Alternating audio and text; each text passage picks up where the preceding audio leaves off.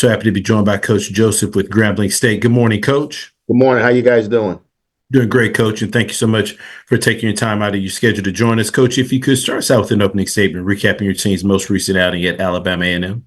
Well, is another the same book. We talked about it this morning. The staff meeting, the same book. Not being able to to hold on to the league. We got to go back and make sure that we're making proper decisions, when it comes to halftime personnel wise and schematic wise, what are we doing wrong, and how we can get them to cut down on some of these penalties, because we sometimes they don't understand, but we got to get them to understand. But that's on me. I gotta coach them better. I gotta coach my assistant coaches better, and get this program back going. But I think we closer than we think. While you being a competitor, you want it to happen right now. And we're in a bad place right now. We're not in a good place, but at the end of the day, God woke us up this morning to fight another battle. So that's what we're gonna do. First question goes to Perry Daniels. Good morning, Coach. Good morning, Perry. How you doing? I'm well, Coach. How are you? Could be better, but I'm okay. Coach, you've been around football a very long time and around this program is today compared to some of the other programs that you have been involved with. Well, I've been Power Five the last since 2016, I think 17, and before that I was at Tech. But the last time I was here, I think it was 14. I was at Alcorn, and 14, 15, Alcorn 13. But the last couple of it's just been bigger programs, and you have more resources when you have these bigger programs. But it's no excuse, what's going on here with these close games. We gotta fix it. It's not a lot of stuff happening off the field that we need to fix. Everything we need to fix happens on the field. So we got that opportunity. We get the opportunity to fix things every day we have our kids. So I got to make sure that we're doing a better job of getting our kids in the right situation. And because at the end of the day, Jamar Chase is not going to walk through the door. Justin Jefferson is not going to walk through the door.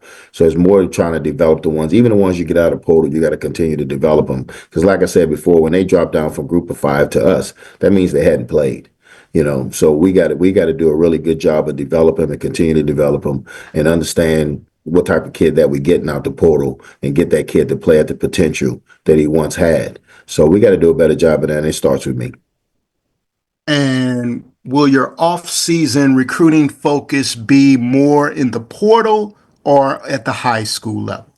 Well, right now we redshirted probably 85% of our high school kids. So I think that right now we will focus on the portal, because our high school kids are, they develop to what we thought they was going to develop in. They started out slow, but right now they some of the best players on the team right now. Once you look at them now, once we get them from behind those cards, and what I mean behind scout team cards, and see, hey, how much can they retain, we'll know more. But right now, I think our high school kids are here right now, and we're going to focus on some high school kids, but most of these are going to be, JUCO and transfer portal kids. Thank you, Coach. Good luck. Thank you. Next question goes to Kendrick Marshall. Yeah, Coach, how would you assess the play of Miles Crowley on Thursday night? He kind of touchdown and two interceptions, one at the end that kind of really hurt you guys there. His movement seemed to be a little bit limited as well in the pocket, and kind of scrambling around a little bit. Do you think you might have brought him back a little bit too soon?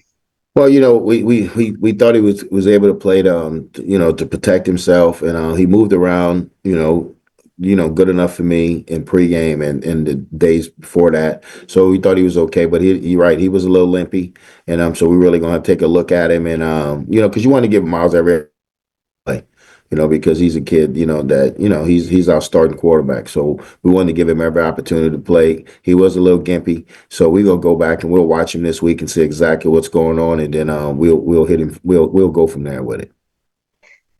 Just quick follow-up, Coach. You mentioned all the things you're going to do in the offseason to improve the team roster-wise. What about from the coaching standpoint? Is there going to be some changes there too?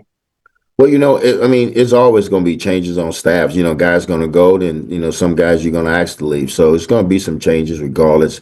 If I ask them to go or if they leave on their own. But we'll go back at the end. I'll sit down with our athletic director and sit down with Joe, our general manager, and we'll discuss the staff and see, make sure that they're the right fit, with the type of kids we bringing in and that they're the right fit for Grambling. So we'll go back and look at that. Like you say, you evaluate your program every day, but it'll be an overall evaluation the day after the Bayou Classic. I appreciate it, Coach. Thank you. Next question goes to Doc Holliday. Coach Joseph, how you doing today? Doc, how you doing? I'm doing okay. I'm doing good. Can you can you give an assessment about your offensive play calling with Coach Dooley, and what are the things you want to try to implement for the Bayou Classic and from here on out?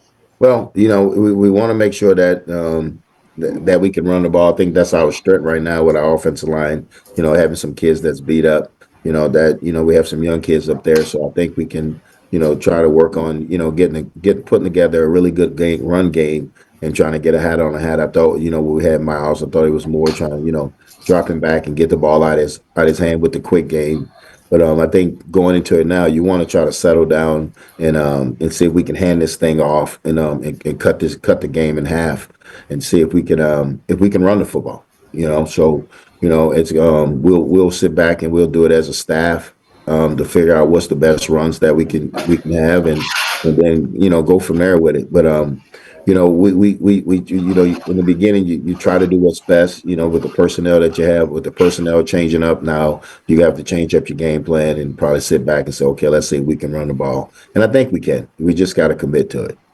All right, appreciate you, Coach. Appreciate you.